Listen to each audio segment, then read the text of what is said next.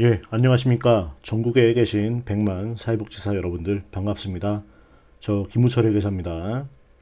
오늘 요거 사회복지사 회계에 관련돼서 다섯 번째 강의입니다. 예. 오늘은요, 어떤 얘기를 할 거냐면요, 결산 서류 등 공시 의무, 예, 요거 아마 하고 계시는 데 있을 거예요. 그러니까 12월 말 이제 회계 결산한 다음은 4월 말까지 요거를 이제 공시하게 돼 있지. 공시라는 건요. 아시겠지만 이제 누구나 볼 수 있게끔 열람할 수 있게끔 올린다는 겁니다. 어디다가 예. 국세청 예, 사이트 홈택스에 올리는 거죠. 예. 오늘은 이 얘기를 해보겠습니다. 저는 김우철 회계사고요. 유튜브 통해서 예, 보실 수 있습니다.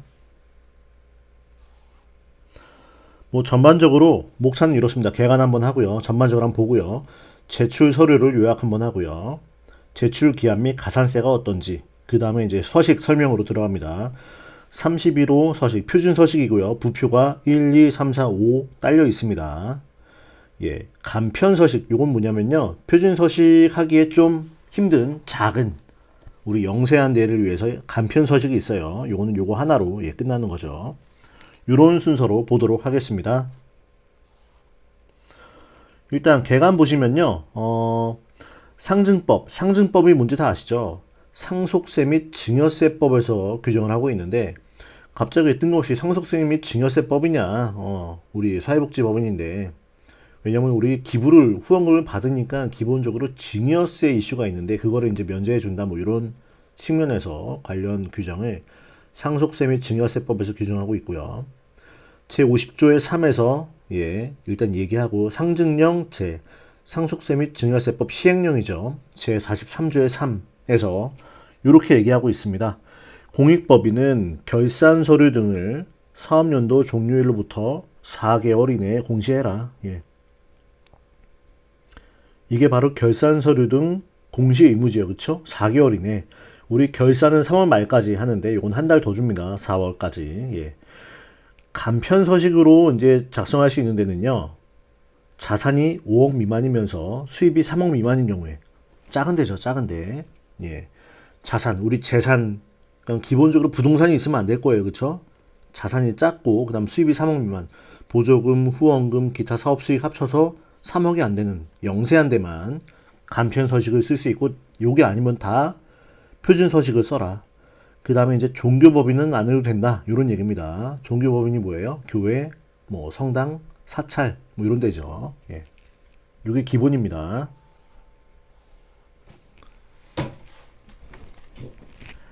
제출 서류 요약을 한번 해볼게요. 결산 서류 등 어떤 거를 제출해야 되느냐? 상증법 50의 3에서 이렇게 얘기하고 있습니다. 첫 번째 재무제표. 우리 재무제표 뭔지 아시죠? 재무제표. 뭔지 모르실 수도 있어요. 뭔지 모르실 수도 있습니다. 여기 뭐냐면요. 재무상태표하고 운영성과표라고 있는데요. 이게 이제 공익법인 회계 기준에서 이야기하고 있습니다. 공익법인 회계 기준에서 재무상태표 요거는 재무의 상태를 보여준다. 재무는 돈이에요. 돈의 상태 약간 좀 애매하죠. 뭐 자산부채 자본 이런 거 보여주는 거고요. 운영성과표는 뭐예요? 요게 세입세출하고 비슷한 얘기입니다. 세입세출하고 비슷한 얘기인데 약간 달라요. 아무튼 수익에서 비용을 뺀 그거. 요거를 일단 해야 된다. 요거를 내야 된다는 거니까 기본적으로 우리 재무회계 규칙에서 얘기하고 있는 단식 결산을 뭐 얘기하는 건 아니에요. 그쵸? 요거는 복식부기다. 복식부기. 그리고 요게 기본이고 기부금 모집 및 지출 내용 후원금이죠. 후원금. 예, 요거 낸다. 요거는 우리가 뭐 어디서 또 내나요? 그 전 시간에 우리 했던 출연재산 보고서 여기서 이런 거 냈는데 또 내요. 또 뭐 약간 형식은 다를 수 있는데 아무튼 계속 냅니다.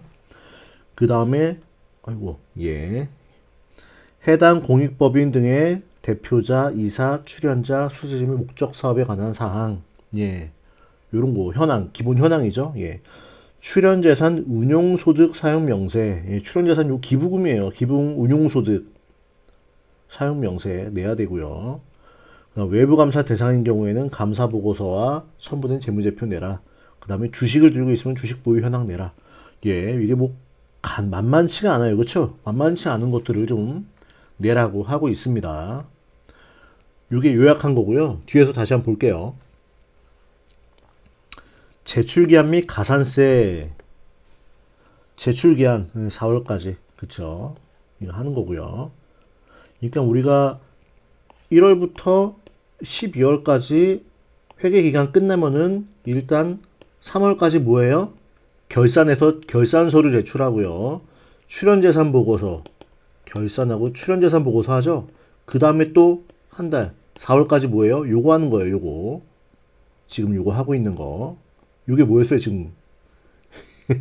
결산 서류 공시하는 거 어디다가 홈택스에다가 4월 말까지 한다. 안 하면 어떻게 돼요? 자산총액의 0.5% 가산세 있어요. 예. 안 하면 가산세입니다. 일단 안 하면은 가산세를 요런 게 계속 가산세를 내기 전에 더 피곤한 건 뭐냐? 담당 이제 공무원들이 전화를 해요. 세무공무원들이. 요게 홈택스 국세청에 내는 거거든요. 요거는 지자체에 내는 게 아니고요. 그러면은 공무원이 누구예요? 세무공무원. 이분들 아주 집요하고 무서운 분들이죠. 예, 이분들이 전화합니다. 전화하고 뭐하고 어떡하고 가산세 돈으로 해결하면 편한데. 예. 단 자산 5억 미만, 수입 3억 미만인 경우에는 요때부터 낸다. 아까 자산 5억 미만, 수입 3억 미만이면요. 간편서식이에요. 그렇죠? 간편서식. 이거 해야 돼요. 근데 안 해도 현재 가산세는 없다. 이런 얘기예요. 앞으로 가산세 매길 게 미리 준비 좀 해. 이런 얘기죠. 너희들도 이제는 얄짤 없어. 뭐 이런 얘기입니다. 서식을 들어가겠습니다. 바로 서식. 별지 제31호 서식이고요.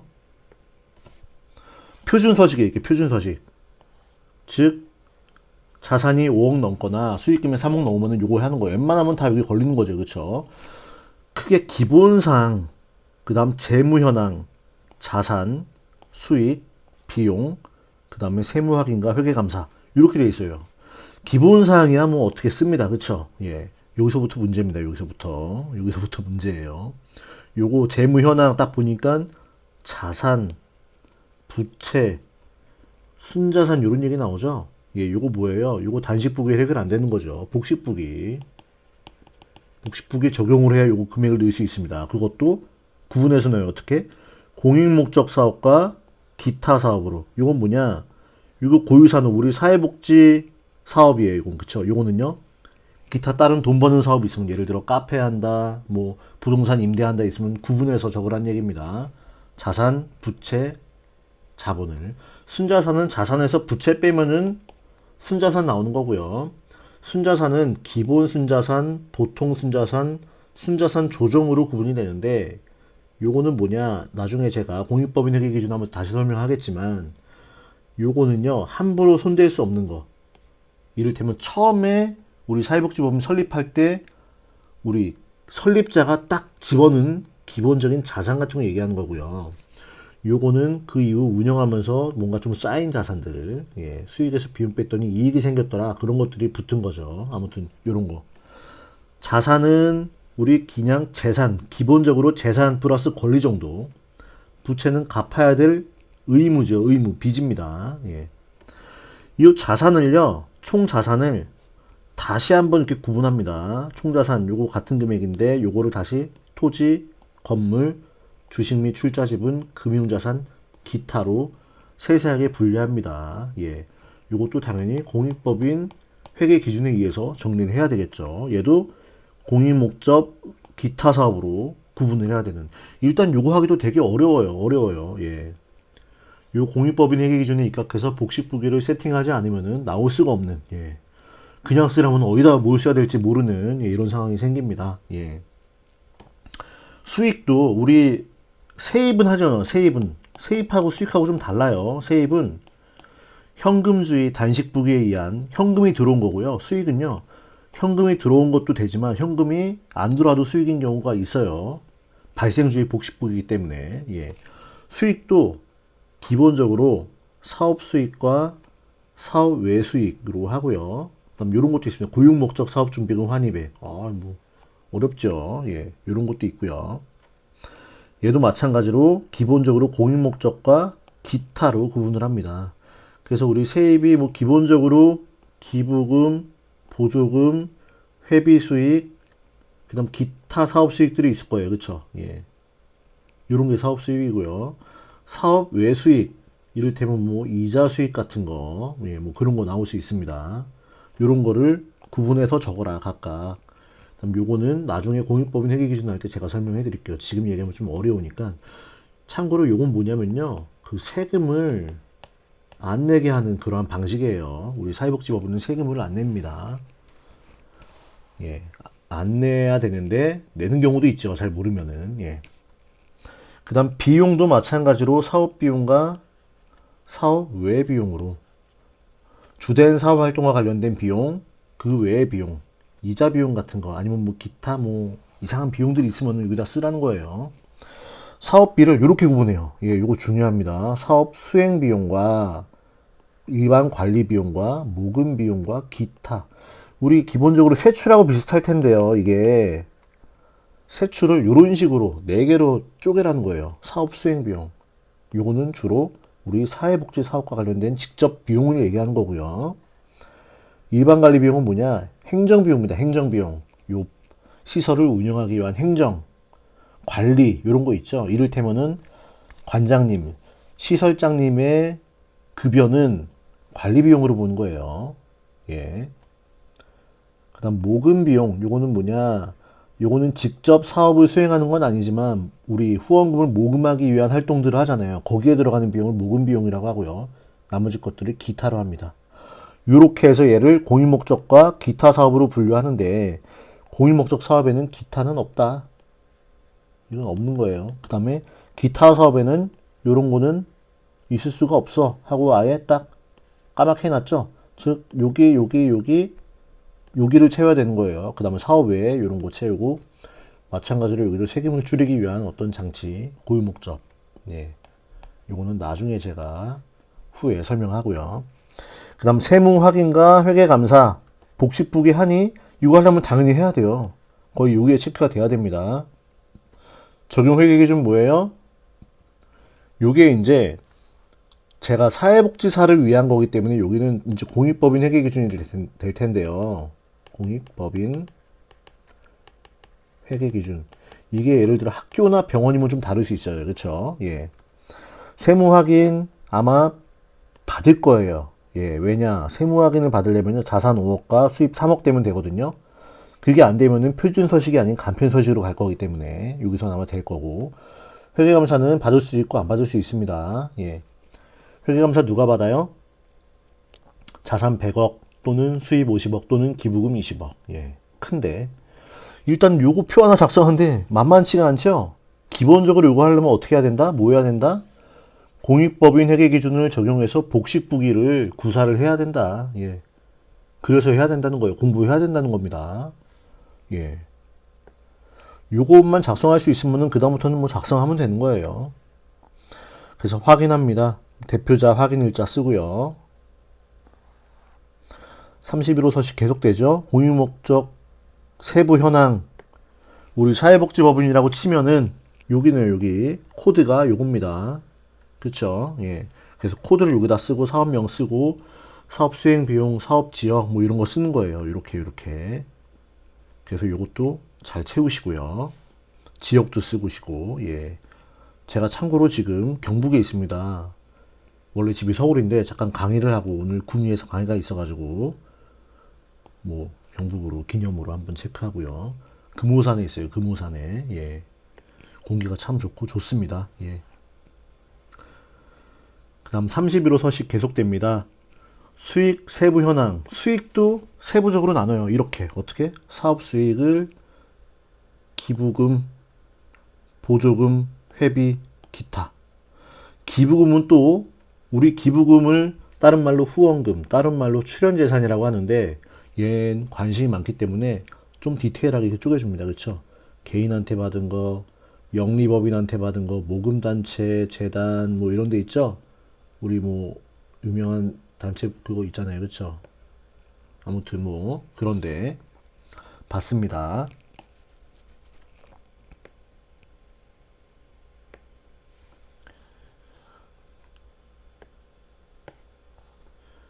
그 다음에 공익목적 사업의 비용도 마찬가지로 이렇게 사업 비용과 아까 위에서 봤듯이 사업 외 비용으로 쪼개고요. 사업 외 비용으로 쪼개고요. 고유목적 사업 준비금 전입액도 하고 그 다음에 사업 비용을요. 여기 보시면은 분배, 인력, 시설, 기타 예 이렇게 쪼개고 있습니다. 이렇게 좀 신기하죠? 신기하죠?